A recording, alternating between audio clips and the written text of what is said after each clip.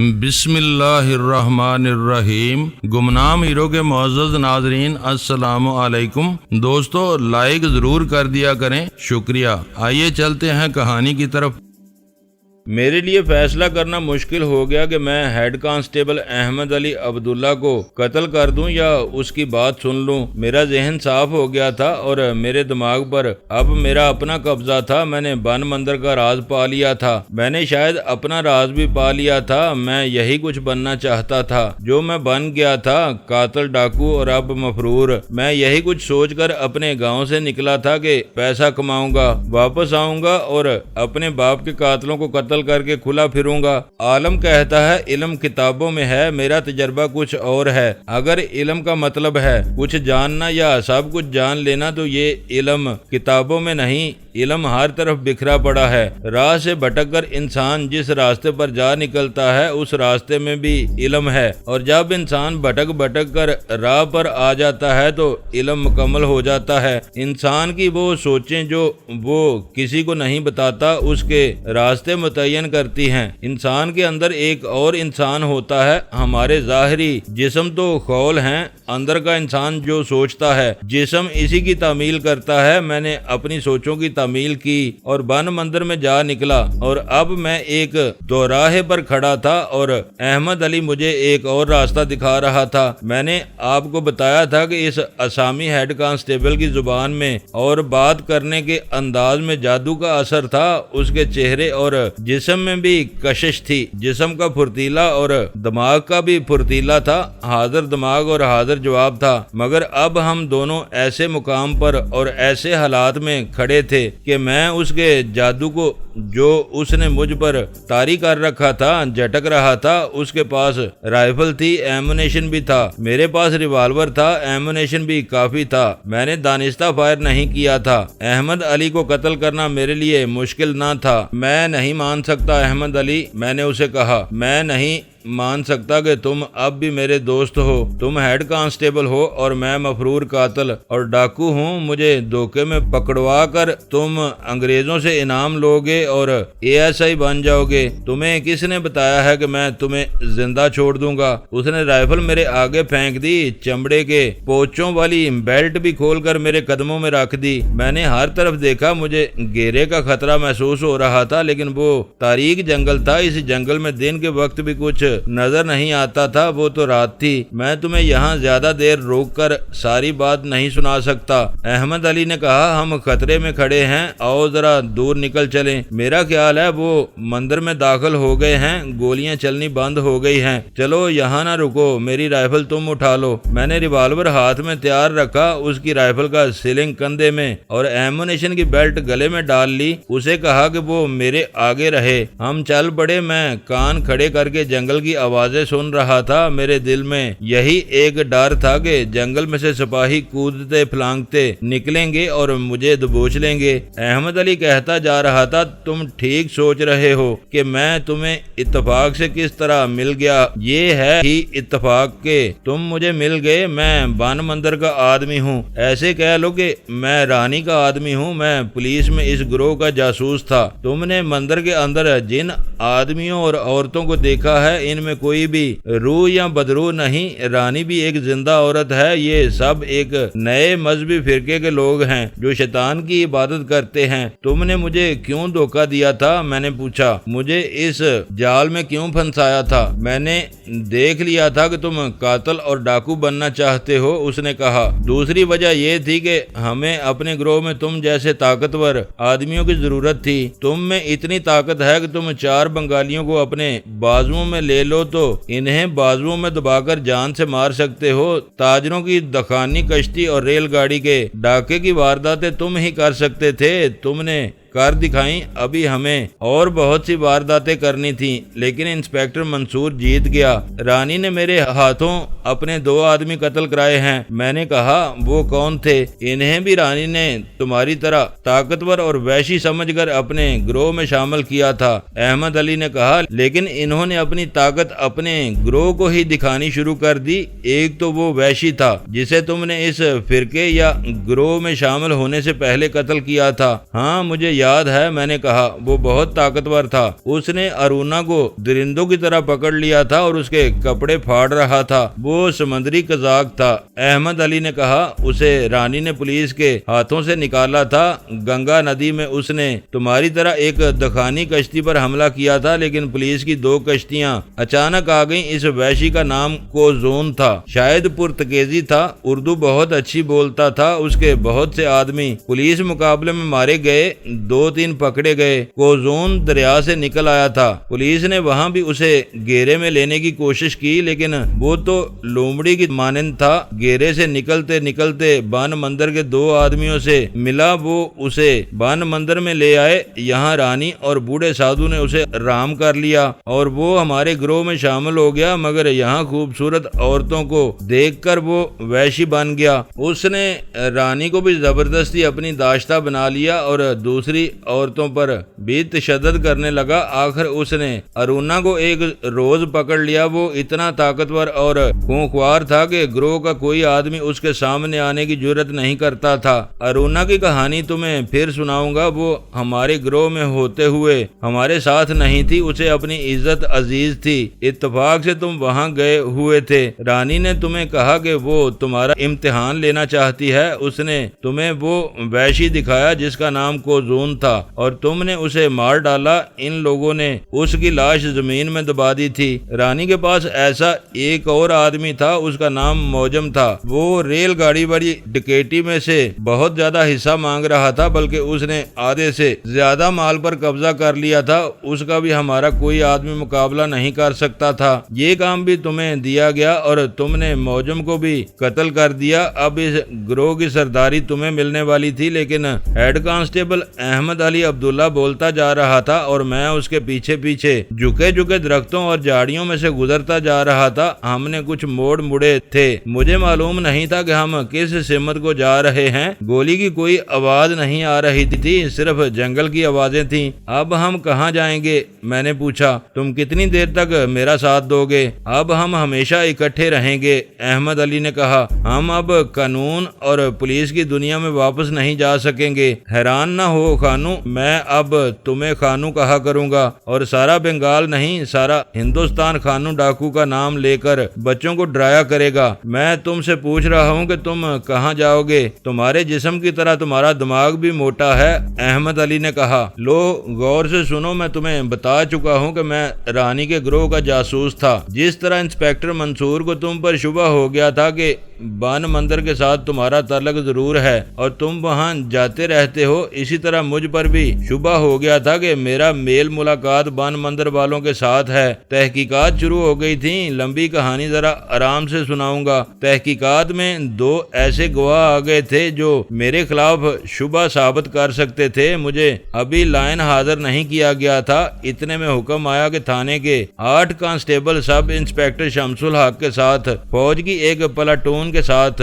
بان مندر پر چھاپا مارنے جائیں گے۔ میرا ساتھ آنا لازمی تھا۔ ہم فوج کے ساتھ آئے۔ فوجیوں کی نفری 30 تھی۔ ان کا کمانڈر ایک صوبے دار تھا اور پولیس اور فوج کے اس مشترکہ چھاپے کا کمانڈر انسپیکٹر منصور تھا۔ مجھے معلوم تھا کہ چھاپا ناکام ہو یا کامیاب، میں جب واپس آؤں گا تو میرے خلاف الزام تیار ہوں گے۔ میں نے یہ خطرہ بھی دیکھا کہ چھاپا کامیاب ہو گیا تو ہمارے گروہ کے کئی آدمی پکڑے جائیں گے۔ ان میں سے کوئی نہ کوئی اقبال جرم کر کے مجھے پکڑوا دے گا۔ اس صورت میں میرا نکل بھاگنا ممکن نہیں ہوگا۔ میں تھانے میں سے جب اپنی پارٹی کے ساتھ نکلا تو میں نے ارادہ کر لیا تھا کہ تمہیں تلاش کروں گا۔ اگر تم مل گئے تو تمہیں ساتھ لے کر فرار ہو جاؤں گا۔ مجھے امید نہیں تھی کہ تم مل جاؤ گے۔ یہاں جب ہمیں پھیلا کر آگے بڑھایا گیا تو میں اپنی پارٹی سے الگ ہو گیا۔ اس جنگل اور رات کے اندھیرے میں دوسروں سے الگ ہو کر غائب ہو جانا مشکل نہیں تھا۔ پھر دونوں طرف سے فائرنگ شروع ہو گئی۔ تم میری رائفل دیکھ لو،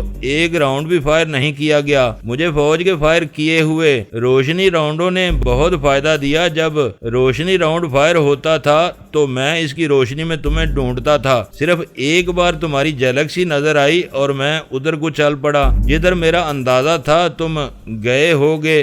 آخر تم مل گئے، تم نے بن مندر میں پہلے اطلاع کیوں نہ دے دی کہ چھاپا آ رہا ہے؟ مجھے پہلے پتہ نہ چل سکا، اس نے جواب دیا۔ ہمیں صرف یہ بتایا گیا تھا کہ ایک جگہ چھاپا مارنا ہے، ہم چلے تو راستے میں بتایا گیا کہ چھاپا کہاں مارنا ہے۔ چل چل کر ہم تھک گئے تھے۔ میں احمد علی سے کچھ نہ کچھ پوچھتا جا رہا تھا اور وہ بولتا جا رہا تھا۔ ہم ایک ندی کے پل سے گزرے، پھر چٹانوں میں سے گزرے جہاں ہمیں کئی بار ادھر ادھر مڑنا پڑا۔ بعض جگہوں پر درخت اتنے چھوٹے اور گھنے تھے کہ ہمارے چلنے کی رفتار ختم ہو گئی۔ ہم شاخوں کو ادھر ادھر کر کے ان میں سے راستہ بناتے تھے اور کہیں اتنا جھک کر گزرنا پڑتا کہ ہمارے ہاتھ زمین سے لگ جاتے۔ ہم ایک بار پھر ایک ندی کے پل سے گزر رہے تھے۔ میں رک گیا۔ احمد علی، میں نے کہا، کیا ہم اس پل سے ایک بار گزرے نہیں؟ احمد علی نے نیچے دیکھا، پل کو دیکھا اور ہنس کر بولا، تم یہ کہنا چاہتے ہو کہ ہم گھوم پھر کر وہیں آ گئے ہیں جہاں سے ایک بار گزر آئے تھے؟ اس علاقے میں ایسا ہو سکتا ہے؟ میں نے کہا، پھر دیکھ لو، یہاں ندیاں ایک جیسی اور ان کے پل بھی ایک جیسے ہیں۔ اس نے کہا، ذرا بیٹھ جاؤ خانو، میں تھک گیا ہوں، مندر سے ہم بہت دور نکل آئے ہیں، فکر نہ کرو، باتوں میں یہ خیال نہیں رہا کہ ہم اس وقت کہاں ہیں، بیٹھ جاؤ، ذرا آرام کر لیں۔ ہم ایک خشک جگہ بیٹھ گئے۔ جوانی کا زمانہ تھا، نیند سے میرا سر ڈولنے لگا، میں لیٹا اور میری آنکھ لگ گئی۔ احمد علی نے مجھے جگایا، کہنے لگا، پاؤں پھٹنے والی ہے، چلنا چاہیے۔ میں نے اس سے پوچھا کہ جائیں گے کہاں؟ اس نے ایک جگہ کا نام لے کر کہا کہ وہاں اپنے 2 آدمی ہیں، وہ ہمیں کہیں چھپا لیں گے۔ اس نے اور بھی بہت کچھ کہا لیکن میرا ذہن بالکل صاف ہو چکا تھا۔ مجھے معلوم ہو گیا تھا کہ رانی اور بوڑھے پروہت نے مجھے ہپناٹائز کر لیا تھا۔ اس وقت میں ہپناٹزم سے واقف نہیں تھا۔ یہ لفظ میں نے عمر کے کسی اگلے حصے میں جا کر سنا تھا۔ اس وقت جب میں احمد علی کے ساتھ مفرور ہو رہا تھا، مجھے یہ احساس تھا کہ رانی اور پروہت نے مجھے اپنے اثر میں لے لیا تھا۔ ہمارے دیہات میں اثر کا لفظ استعمال ہوتا تھا۔ احمد علی، میں نے کہا، میں اب ان لوگوں کے اثر سے نکل آیا ہوں۔ ایک خیال آتا ہے، اس پر غور کرو، تم مجھے پولیس کے حوالے کر دو، اس طرح تمہارے خلاف شبہ صاف ہو جائے گا اور تم بچ جاؤ گے۔ ہم ایک کہانی گڑھ لیں گے کہ تم نے بڑی بہادری سے مجھے بہت دور جا کر پکڑا ہے، وعدہ معاف گواہ بن جاؤں گا۔ ہو سکتا ہے پولیس چھاپے میں کسی کو بھی گرفتار نہ کر سکی ہو، میں اقبال جرم کر کے نشاندہیاں کروں گا۔ پولیس کو وعدہ معاف گواہ مل جائے تو کیس تیار کرنے میں سہولت ہو جاتی ہے۔ اپنا دماغ ٹھکانے رکھو خانو۔ احمد علی نے کہا، کوئی نہیں مانے گا کہ میں نے تمہیں پکڑا ہے۔ دوسری بات یہ ہے کہ تمہیں کوئی وعدہ معاف گواہ نہیں بنائے گا۔ یہ پتہ بہت پہلے چل گیا تھا کہ تاجروں کی کشتی کی ڈکیتی میں تم شامل تھے اور ریل گاڑی کے ڈاکے میں بھی شامل تھے۔ تمہارے نام 1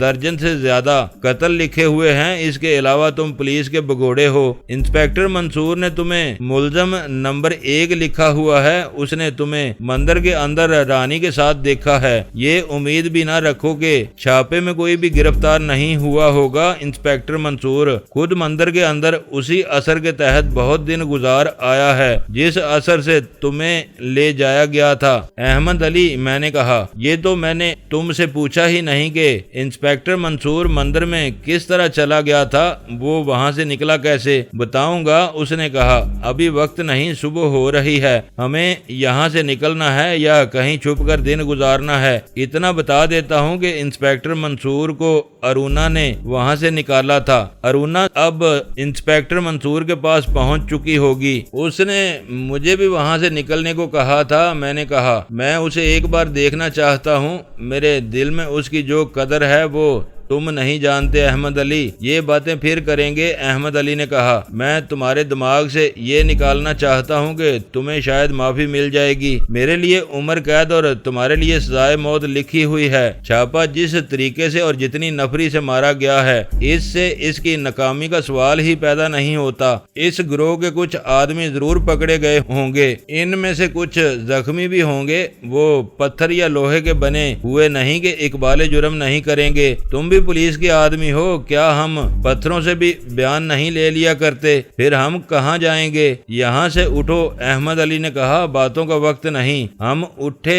احمد علی نے ادھر ادھر دیکھا، کہنے لگا ہم شاید کہیں اور آ گئے ہیں۔ ہم گھنے درختوں کے درمیان کھڑے تھے، دو طرف اونچی زمین تھی، وہاں ابھی درخت اور گھنی جھاڑیاں تھیں، وہاں بھی درخت اور گھنی جھاڑیاں تھیں۔ احمد علی نے کہا کہ وہ ذرا اوپر جا کر دیکھے گا کہ ہم کہاں ہیں اور کس سمت چلیں۔ وہ بلند جگہ کے قریب گیا ہی تھا کہ ایک رائفل فائر ہوئی۔ میں نے گولی کے زناٹے کی آواز اپنے قریب سے گزرتی سنی۔ آگے احمد علی تھا، وہ بڑی پھرتی سے پیٹ کے بل لیٹ گیا، اسے شاید گولی لگ گئی تھی۔ میں ایک جھاڑی کے پیچھے ہو گیا، میں نے دیکھا کہ احمد علی پیٹ کے بل رینگتا ایک طرف جا رہا تھا۔ گولی چلانے والے سمجھے کہ ان کا شکار مر گیا یا زخمی ہو گیا ہے، انہوں نے شاید مجھے نہیں دیکھا تھا۔ پولیس کا ایک کانسٹیبل کہیں سے سامنے آیا اور احمد علی کی طرف چلا۔ میں وہاں سے کوئی 40 قدم دور تھا۔ میں نے ریوالور نکالا اور اس آدمی کو شست میں لے کر گولی چلا دی۔ وہ رک گیا اور دوسری طرف چل پڑا، لیکن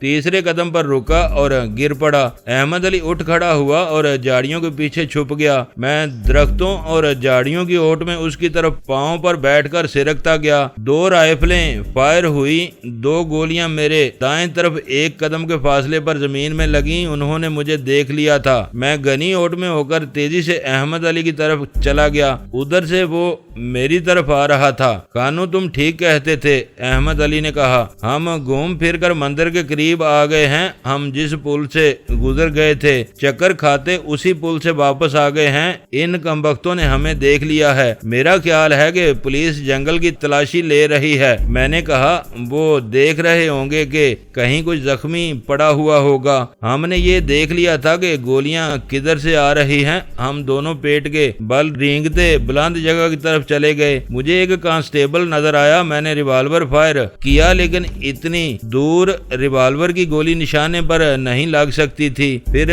دونوں طرف سے فائر شروع ہو گیا۔ ہماری 2 گولیوں کے جواب میں ادھر سے 12-14 گولیاں آتی تھیں۔ ہم نکلنے کا راستہ بھی دیکھ رہے تھے، بلند جگہ سے ابھی کوئی گولی فائر نہیں ہوئی تھی۔ ہم اونچی گھاس اور جھاڑیوں میں رینگتے ہوئے اوپر جانے لگے۔ انسپیکٹر منصور کی للکار سنائی دینے لگی، محمد خان، احمد علی، یہاں سے زندہ نہیں نکل سکو گے، مندر کے سب آدمی پکڑے گئے ہیں، رانی ہمارے پاس ہے، تم بھی آ جاؤ۔ ہم نے فائر روک رکھا تھا تاکہ پتہ نہ چل سکے کہ ہم کہاں ہیں۔ ہم بلندی پر گئے اور دوسری طرف اتر گئے۔ تھوڑی دور تک ہم دوڑتے گئے، لیکن دائیں طرف سے گولیاں آئیں اور ہم رک گئے۔ آگے جنگل زیادہ گھنا ہو گیا تھا اور زمین زیادہ گیلی تھی۔ ہم آڑ میں ہو گئے۔ 1-2 پولیس کانسٹیبل چھلاوے کی طرح نظر آتے اور غائب ہو جاتے تھے۔ ہم دونوں فائر کرتے تھے مگر گولیاں ضائع ہو رہی تھیں۔ انسپیکٹر منصور ہمیں للکار رہا تھا، ہم خاموش رہے۔ ادھر سے گولیوں کی باڑ آتی تھی اور گولیاں ہمارے ارد گرد زمین پر لگتی تھیں۔ ہم پیچھے ہٹتے جا رہے تھے۔ احمد علی نے کہا کہ ایمونیشن ختم ہو رہا ہے، ہمیں اٹھ کر دوڑنا پڑے گا ورنہ بچنے کی صورت نظر نہیں آتی۔ کچھ دیر بعد فائرنگ بند ہو گئی۔ ہم پیچھے ہی پیچھے جاتے رہے۔ ایسی جگہ آ گئی جہاں درخت بہت کم تھے، اونچی گھاس تھی۔ ہم اس میں چھپ چھپ کر دوسری طرف نکل گئے۔ آگے کیچڑ تھا، اس سے بچنے کے لیے ہم ایک طرف ہوئے تو ادھر سے اکٹھی 5-6 گولیاں آئیں جو کیچڑ میں لگیں۔ ہم وہ راستہ چھوڑ کر کیچڑ میں چلے گئے۔ پہلے تو کیچڑ پھسلن والا تھا، لیکن آگے ہم اس میں دھنسنے لگے۔ احمد علی نے مجھے روک دیا، کہنے لگا یہ کیچڑ نہیں، یہ ریتیلی دلدل معلوم ہوتی ہے جس میں آدمی دھنستا چلا جاتا ہے، نکل نہیں سکتا اور آدمی اس میں غائب ہو جاتا ہے۔ ہم وہاں سے نکلنے لگے تو اکٹھی کئی گولیاں آئیں جو ہمارے قریب گریں۔ احمد علی، میں نے کہا، وہ ہمیں زندہ پکڑنا چاہتے ہیں، اسی لیے گولیاں ہمارے آگے پیچھے لگ رہی ہیں، ہم انہیں نظر آ رہے ہیں، وہ ہمیں نشانہ بنا سکتے ہیں۔ میرا خیال ہے ہم پھنس گئے ہیں، جب تک کچھ راؤنڈ باقی ہیں کسی کو قریب نہیں آنے دیں گے۔ احمد علی نے کہا، گولیاں اب اس طرح آ رہی تھی کہ ہم کسی طرف نکل نہیں سکتے تھے۔ ایک طرف ریتیلی دلدل تھی اور دلدل میں دھنس کر نہیں نہیں مرنا چاہتا تھا۔ انسپیکٹر منصور سامنے آؤ، میں نے للکار کر کہا۔ بزدلوں کی طرح چھپے نہ رہو، آؤ آمنے سامنے آ کر ایک دوسرے پر فائر کریں۔ نکلو، کس طرف نکلتے ہو محمد خان؟ منصور کی للکار سنائی دی۔ تمہارے آگے بھی موت ہے، پیچھے بھی موت ہے، میں تم دونوں کو یہیں لا رہا تھا۔ ہم ٹخنوں سے اوپر تک کیچڑ میں دھنسے ہوئے تھے، چند قدم پیچھے ریتیلی دلدل تھی جسے دیکھ کر ہی ڈر آتا تھا۔ وہ دلدل لگتی ہی نہیں تھی، بڑی پرسکون سی سطح تھی، معلوم نہیں یہ کتنے انسانوں اور کتنے جانوروں کو نگل چکی تھی۔ ہمیں ایک کانسٹیبل نظر آتا اور غائب ہو جاتا، ہم اس پر گولیاں چلا دیتے۔ ہم دیکھ رہے تھے کہ پولیس 3 اطراف سے آ رہی تھی، ہم ان پر گولیاں چلاتے تھے مگر ہر گولی ضائع ہو رہی تھی۔ میں نے احمد علی سے کہا کہ میں انسپیکٹر منصور کے ہاتھوں گرفتار نہیں ہونا چاہتا، میں اپنے ریوالور سے اپنی جان لینا چاہتا ہوں۔ بزدل خانو، احمد علی نے کہا، ہم پکڑے جائیں گے تو ہمیں فوراً پھانسی نہیں دے دیں گے، مقدمہ چلے گا، اس دوران ہم جیل میں رہیں گے، میں تمہیں وہاں سے فرار کراؤں گا، گھبراؤ نہیں دوست، میں تمہیں پھانسی نہیں چڑھنے دوں گا۔ پولیس کے آدمی صاف نظر آنے لگے، میں 2 قدم پیچھے ہٹا تو گھٹنوں تک دلدل میں دھنس گیا۔ احمد علی نے میرا ہاتھ پکڑ لیا اور میں دلدل سے آگے آ گیا، پھر میرے ریوالور سے آخری گولی بھی نکل گئی، میں نے ریوالور دلدل میں پھینک دیا اور اسے میں نے غائب ہوتے دیکھا۔ احمد علی نے اپنی رائفل دلدل میں پھینک دی، اسے بھی دلدل نے نگل لیا۔ انسپیکٹر منصور ہمارے سامنے آن کھڑا ہوا اور بولا، آ جاؤ دوستو۔ ہم دونوں کیچڑ سے نکل کر اس کے پاس چلے گئے، ہمیں ہاتھ کڑیاں لگائی گئیں۔ انسپیکٹر منصور نے ایک ہیڈ کانسٹیبل سے کہا کہ ہمیں تھانے لے چلے، وہ خود کہیں چلا گیا۔ تھانے کی حوالات میں جگہ نہیں تھی، میں نے حوالات میں اپنے گروہ کے 6 آدمی دیکھے، ہمیں پولیس کے جو آدمی تھانے تک لائے تھے انہوں نے راستے میں ہمیں بتایا تھا کہ چھاپا توقع سے زیادہ کامیاب رہا، رانی کو جھاڑیوں میں سے پکڑا گیا تھا، 3 اور جوان عورتیں پکڑی گئی تھیں، 2 ماری گئی تھیں، بوڑھا پروہت بھی مارا گیا تھا۔ تھانے میں رانی اور دوسری عورتوں کو الگ کمرے میں رکھا گیا اور ان پر بڑا سخت پہرا کھڑا کر دیا گیا تھا۔ مجھے اور احمد علی کو حوالات میں بند کرنے کی بجائے الگ الگ باہر بٹھا دیا گیا۔ میں اسی تھانے میں اسسٹنٹ سب انسپیکٹر ہوا کرتا تھا، اب ایک بڑے ہی خطرناک ملزم کی حیثیت سے وہاں ہتھکڑیوں میں بندہ بیٹھا تھا۔ انسپیکٹر منصور کہیں نظر نہیں آ رہا تھا۔ سب انسپیکٹر شمس الحق میرے پاس آیا، اس کے پیچھے پیچھے میرے لیے کھانا آیا، میرے دائیں ہاتھ سے ہتھکڑی اتار کر صرف بائیں میں رہنے دی گئی تاکہ میں کھانا کھا سکوں۔ دوستو ویڈیو کو لائک ضرور کر دیا کریں۔ ISI پاک آرمی زندہ باد، پاکستان پائندہ باد۔ معزز ناظرین، اپنا خیال رکھیے گا اور اپنے اس چینل کا بھی شکریہ۔